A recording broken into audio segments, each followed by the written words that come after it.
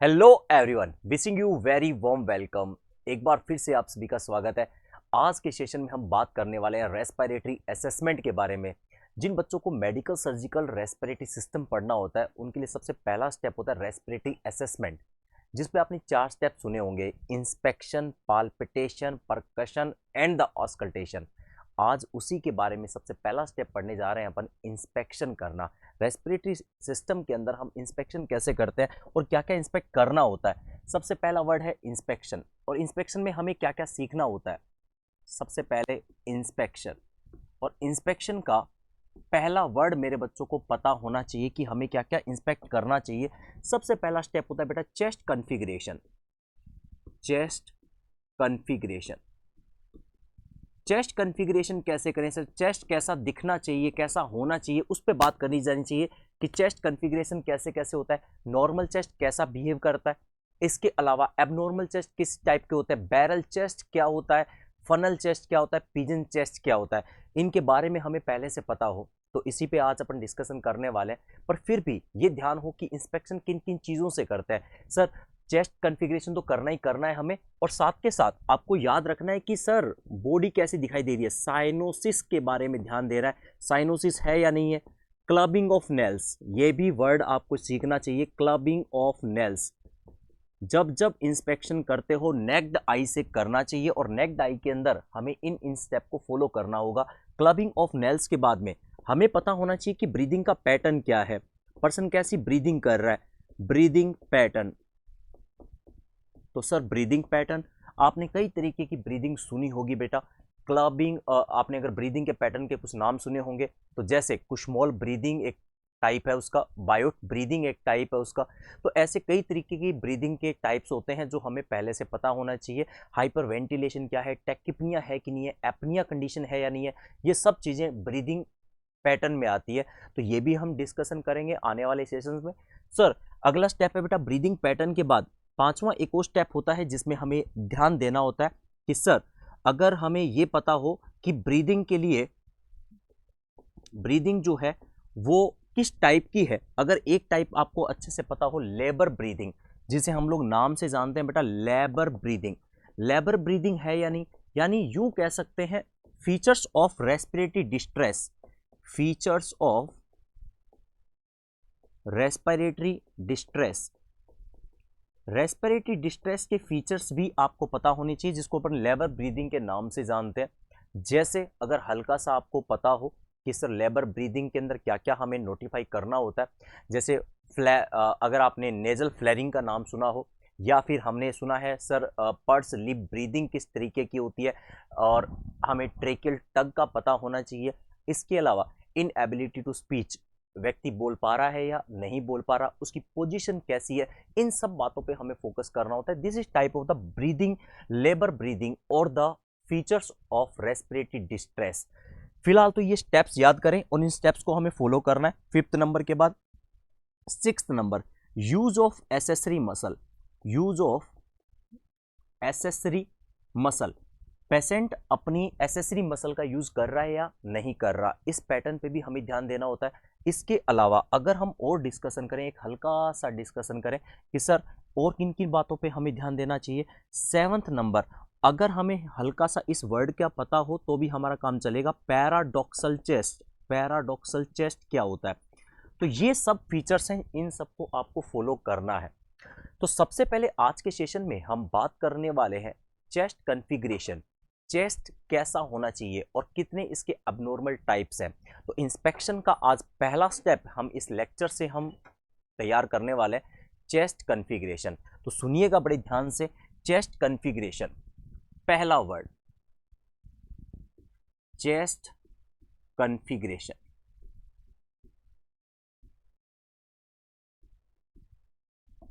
Chest को हम नेक die से कैसे चेक करें। एक पेशेंट जो आपके हॉस्पिटल में आया है और आप जानना चाहते हैं कि चेस्ट नॉर्मल है या फिर एबनॉर्मल कंडीशन में है, उसी के लिए कह रहे हैं बेटा चेस्ट कॉन्फ़िगरेशन। नेक्ड आई से ही हमें ये चेक करना होता है। सबसे पहले मैं आपको नॉर्मल फिनोमिना बताता हूँ। क्या ये आपको फ्रंट का चेस्ट दिखाई दे रहा है? यहाँ से लेकर के यहाँ तक का ये जो डायामीटर होता है इसे कहते हैं ट्रांसवर्स डायामीटर, इसे कहते हैं ट्रांसवर्स डायामीटर। एक अगर मैं ऐसे हो जाऊँ तो यहाँ से लेकर के ये वाला एंटेरो पोस्टीरियर, ये वाला डायमीटर एंटेरो पोस्टीरियर, और ये वाला बेटा ट्रांसवर्स डायमीटर। तो दो डायमीटर आपको चेक करने होते हैं, जिसके अंदर सबसे पहले नॉर्मल की हम बात करते हैं कि नॉर्मल कंडीशन क्या कहती है। नॉर्मल कंडीशन के अंदर एक तरफ लिखा मैंने एंटेरो पोस्टीरियर डायमीटर और एक तरफ लिखा मैंने ट्रांसवर्स डायमीटर। अब आप मुझे खुद ही बता दीजिए कि सामने से जो आपको ट्रांसवर्स दिख रहा है वो बड़ा है या फिर एंटेरो पोस्टीरियर है वो बड़ा है। तो आप खुद कहेंगे कि सर एग्जैक्टली जो आपका ट्रांसवर्स डायमीटर है वो बड़ा है, और हर एक नॉर्मल व्यक्ति में ट्रांसवर्स डायमीटर बड़ा होता है और एंटेरो पोस्टीरियर डायमीटर छोटा होता है। इसी की बेसिस पे एंटेरो पोस्टीरियर का रेशियो हमें याद रखना था 1:2। ट्रांसवर्स हमेशा एंटेरो पोस्टीरियर से 2 गुना होता है। तो अल्टीमेटली 1:2 हर एक नॉर्मल पर्सन की कहानी है। आप में, हम में, जो हम बीमार नहीं है, हमें किसी तरीके का कोई एम्फाइसीमा नहीं है, कोई अलग रेस्पिरेटरी डिसऑर्डर नहीं है, तो हमारा डायमीटर 1:2 देखने को मिलेगा। This is the normal configuration. आपके सामने पेशेंट आया और आपने उसे चेक किया कि सर 1:2 है, इसका मतलब चेस्ट कॉन्फ़िगरेशन बिल्कुल सही है, चेस्ट में कोई प्रॉब्लम नहीं है। बट अगर समझ लीजिए यही पेशेंट अगर मैं आपसे कहूं बेटा एम्फाइसीमा का है, अगर कंडीशन कौन सी है बेटा, एम्फाइसीमा, अगर एम्फाइसीमा की कंडीशन है तो क्या होगा। एम्फाइसीमा की कंडीशन के अंदर अगर हम बात करें तो एम्फाइसीमा के अंदर होता क्या है, जब आप इस पेशेंट के बारे में बात करें जो एम्फाइसीमा को सफ़र कर रहा है, उसमें एल्यूलर वाला जो पार्ट है वो डिस्ट्रक्ट और डायलेट हो जाता है। जो आपका एल्यूलाई वाला पोर्शन है, या यूं कहते हैं रेस्पिरेटरी जोन वाला पोर्शन है। सर ये कंडक्टिंग जोन और रेस्पिरेटरी जोन क्या होते हैं, इस पे भी हल्का सा एक अपन बात करें तो हल्का सा छोटा सा डिस्कशन है। जैसे एक होता है nose, pharynx, larynx, trachea, primary bronchus, secondary bronchus, tertiary bronchus, bronchiole, terminal bronchiole, terminal bronchiole. यहां तक का पोर्शन होता है बेटा कंडक्टिंग जोन। इसे हम लोग कहते हैं कंडक्टिंग जोन। हमारे पूरे रेस्पिरेटरी ट्रैक को 2 हिस्सों में डिवाइड किया गया, कंडक्टिंग जोन और द रेस्पिरेटरी जोन। अब रेस्पिरेटरी जोन की शुरुआत कहां से होती है, जरा ध्यान से सुनेंगे। रेस्पिरेटरी ब्रोंकियोल, एल्वुलार डक्ट, एल्वुलार सेक, और लास्ट वन है बेटा एल्वुलाई। इस तरीके का पोर्शन, ये जो पार्ट्स होते हैं इनको कहते हैं रेस्पिरेटरी जोन। एम्फाइसीमा या सीओपीडी की कंडीशन कहां नजर आती है, अगर हम डिस्कशन करें एम्फाइसीमा के बारे में तो रेस्पिरेटरी जोन की बीमारी है, यानी respiratory bronchiole, alveolar duct, alveolar sac, alveoli, इनका डिस्ट्रक्शन और the dilation which is known as emphysema. तो सर इनका क्या हो जाता है, इस जोन का डिस्ट्रक्शन और डायलेशन। एल्वुलाई जो है इस तरीके की होती है, ये आपकी एल्वुलाई है। अगर एल्वुलाई डिस्ट्रक्ट होकर के डायलेट हो जाए, हवा अंदर आ तो सकती है पर इसके पिचकने की जो कैपेसिटी है वो खत्म हो जाती है, इलास्टिक रिकॉइल खत्म हो जाता है। अगर एल्वुलाई का इलास्टिक रिकॉइल खत्म हो जाए, अब कुछ बच्चे पूछेंगे सर इलास्टिक रिकॉइल क्या होता है, बड़ा ध्यान से सुनने वाली बात और समझने वाली बात है। आपने कभी बैलून को फुलाया होगा, बैलून बड़ा हो जाता है। अब जैसे ही हवा बाहर निकालोगे बैलून छोटा हो जाता है। अगर बैलून नॉर्मल से भी कहीं ज्यादा छोटा हो जाए, इस तरीके की प्रॉपर्टी को कहते हैं इलास्टिक रिकॉइल। एल्वुलाई में ये मौजूद है, ये फूल भी जाती है और जब पिचकने की बारी आती है तो ये नॉर्मल से कहीं ज्यादा पिचक जाती है ताकि अंदर की हवा बाहर निकल जाए। ऐसा एल्वुलाई की प्रॉपर्टी में इसे कहते हैं इलास्टिक रिकॉइल। तो सादी भाषा में कहूं को एम्फाइसीमा के अंदर ये प्रॉपर्टी खत्म हो जाती है, हवा अंदर आ तो जाती है, हवा आती जाती है, भरती चली जाती है, भरती चली जाती है, अब जो पिचकने की कैपेसिटी एल्वुलाई की वो खत्म हो जाती है। अगर ऐसा हो गया तो अल्टीमेटली खुद ही समझ जाए कि सर एल्वुलाई से हवा अब बाहर नहीं आ पाएगी, प्रॉपर बाहर नहीं आ पाएगी। इसे एयर ट्रैपिंग कहते हैं, एयर ट्रैपिंग, एयर का ट्रैप हो जाना। अब मुझे खुद बताएं कि जब एल्वुलाई में एयर रुकने लग गई, एयर ट्रैप होने लग गई, हवा इनमें भरती चली गई, तो लंग्स पे भी फर्क आएगा। अगर बहुत सारी एल्वुलाई, जैसे हमारे लंग्स के अंदर मिलियंस एल्वुलाई है, उनमें से काफ़ी सारी एम्फाइसीमा को सफ़र कर रही है और उसमें एल्वुलाई डिस्ट्रक्ट होती जा रही है, डायलेट होती जा रही है, फूलती जा रही है।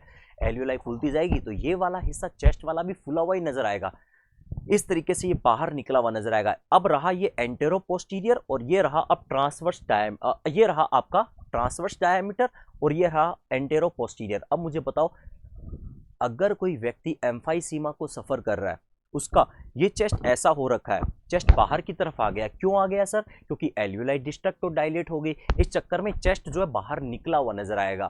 और ऐसे व्यक्ति के अंदर एंटेरो पोस्टीरियर और ट्रांसवर्स रेशियो का डायामीटर लगभग बराबर होता है। और ये कह सकते हैं एम्फाइसीमा के अंदर हमें जो चेस्ट नजर आता है उसे कहते हैं बेटा बैरल चेस्ट। इसे क्या कहते हैं? Barrel chest. और बैरल चेस्ट में अगर किसी व्यक्ति का चेस्ट कन्फिग्रेशन करेंगे तो एंटेरो पोस्टीरियर रेशियो और ट्रांसवर्स रेशियो एकदम बराबर हो जाएगा, 1:1।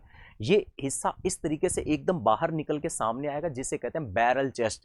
यानी नॉर्मल चेस्ट तो हमारा ऐसा होता है, ये रहा ट्रांसवर्स और ये रहा एंटेरो पोस्टीरियर। और एम्फाइसीमा में इस तरीके का गोल चेस्ट नजर आता है, इस तरीके का, इसी को कहते हैं बेटा बैरल चेस्ट। इसमें एपी और ट्रांसवर्स रेशियो एकदम इक्वल मिलेगा, 1:1 मिलेगा। बिल्कुल सर, सीख गए। इस कहानी में हमने क्या सीखा? Normal chest ratio, antero posterior transverse ratio 1:2 और बैरल चेस्ट में 1:1। क्यों सर? उसमें ट्रांसवर्स और एंटेरो पोस्टीरियर बराबर हो जाते हैं, चेस्ट निकल के बाहर आता है। चेस्ट निकल के बाहर क्यों आता है एम्फाइसीमा में? क्योंकि रेस्पिरेटरी जोन के अंदर एल्वियोलाई का डिस्ट्रक्शन और डायलेशन होता है, हवा भरी रह जाती है और हवा के भरने के कारण ये चेस्ट बाहर की तरफ निकला हुआ नजर आता है। इसी को कहते हैं बेटा बैरल चेस्ट। क्या ये बात आपको समझ में आएगी क्या बच्चे? चलो सर, तो दो चीजें कंसीडर करी। नॉर्मल कंडीशन तो ये कहती है, एबनॉर्मल कंडीशन ये होती है। अगर किसी का डायमीटर 1:1 मिल जाए तो आप तुरंत समझना कि शायद ये व्यक्ति सीओपीडी यानी एम्फाइसीमा से सफर कर रहा होगा। एक और बात करते हैं, कुछ और डिस्कशन करते हैं। सर यहां तक की कहानी तो समझ में आ गई, अगली बात करें तो सुनिएगा ध्यान से। एक चेस्ट और होता है जिसे हम लोग नाम से जानते हैं बेटा पिजन चेस्ट। कुछ कंजेनाइटल डिफेक्ट भी होते हैं, कुछ कंजेनाइटल, जन्म से ही कुछ ऐसा डिफेक्ट है कि स्टर्नम जो है वो बाहर निकला होता है। स्टर्नम बाहर निकलता है तो चेस्ट भी बाहर निकला हुआ नजर आता है। Congenital deformity into the sternum, तो पूरा वर्ड है बेटा congenital deformity into sternum. Sternum के अंदर कंजेनाइटल डिफॉर्मिटी अगर हो जाए तो इस चक्कर में चेस्ट जो है वो पिजन जैसा नजर आता है, चेस्ट आगे निकला हुआ नजर आता है। बैरल में तो एम्फाइसीमा के कारण बाहर निकला था, पिजन चेस्ट में कंजेनाइटली डिफेक्ट है, बचपन से ही ये चेस्ट बाहर निकला हुआ नजर आता है। ये जब बाहर निकल जाता है तो इसी के लिए एक शब्द और इस्तेमाल करते हैं बेटा, याद रखिएगा, पैक्टस। पैक्टस, और याद रखने का तरीका भी सीख लो साथ के साथ, कैरीनेटम कहते हैं इसे। अगर सर शब्द आ जाए पैक्टस कैरीनेटम, कैरीनेटम, तो क्या मेरे बच्चे समझ जाएंगे क्या कि पैक्टस कैरीनेटम का मतलब है चेस्ट कंजेनाइटली बाहर निकला हुआ है, एबनॉर्मली चेस्ट का बाहर निकलना। क्यों सर? स्टर्नम के कारण। अगर एबनॉर्मल स्टर्नम के कारण ऐसा डिफेक्ट आ गया है कि चेस्ट बाहर निकला हुआ है तो शब्द आएगा बेटा पिजन चेस्ट। तो सर ये शब्द हम कैसे याद करें? अरे बहुत ही सिंपल तरीके से बताने की कोशिश कर रहा हूं। पैक्टस तो याद रखना ही रखना पड़ेगा। क्या आपने कभी करीना कपूर का नाम सुना है? ऐसे याद रख सकते हैं, कैरीना, कैरीना, कैरीना मतलब करीना, और आगे लगा देना तुम, करीना तुम, यानी करीना तुम्हारा चेस्ट बाहर की तरफ, ऐसे याद रख सकते हैं। कैरीना तुम, चेस्ट बाहर निकला होता है। सिर्फ याद रखने का तरीका, कुछ खास नहीं बताया मैंने। पैक्टस कैरीनेटम के नाम से आ जाए यानी पिजन चेस्ट। चलो और बात करते हैं, एक और चेस्ट होता है, उस चेस्ट कॉन्फ़िगरेशन की भी पहचान हमें ऐसे ही करनी है। सर कल को ये आ जाए शब्द तब हम कैसे पहचान करें? Funnel chest. एक होता है बेटा फनल चेस्ट। फनल चेस्ट के लिए भी शब्द ऐसे याद करना पड़ेगा, पैक्टस, और इसके लिए शब्द आता है बेटा एक्स कैवा, एक्स कैवानेटम